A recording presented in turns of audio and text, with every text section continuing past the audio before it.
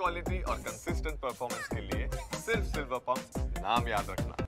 तरी सामान्य लोक या वारकरी संप्रदायाची सेवा देण्यासाठी कुठेही कमी पडत नाहीत।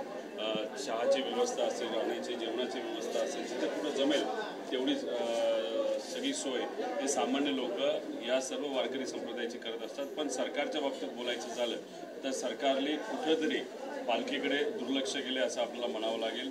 रस्ता, खड्डे, त्याच्याबरोबर जे काही नियोजन लागतं, पाणी पाऊस जास्त होणार आहे याचा अंदाज सरकारला असताना सुद्धा तशी कुठेही व्यवस्था ही सरकारकडनं झालेली आपल्याला दिसत नाही। त्यामुळे कदाचित इलेक्शन नसल्यामुळे ती दिसत नाही असं आपल्याला म्हणावं लागेल। इलेक्शनच्या आधी तामझाम आणि बरंच काय झालेलं आपण सगळ्यांनी बघितलं, पण इलेक्शन नसेल तेव्हा हे सरकार काम करत नाही, नाहीतर काम करायला इच्छुक नसतं हे कुठेतरी सिद्ध होतं। दर्शन घेतलं आहात आणि काय मागितलंय महाराष्ट्रासाठी?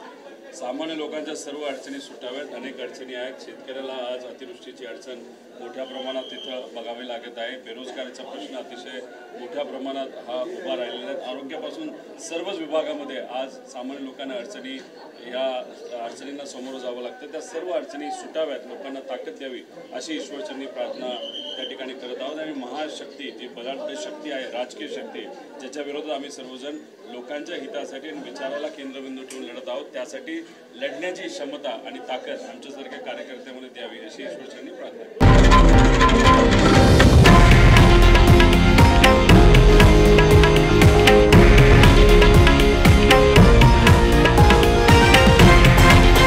हे आहे देशातील नंबर 1 न्यूज नेटवर्क आणि आपण पाहत आहात TV9 मराठी, एकमेव।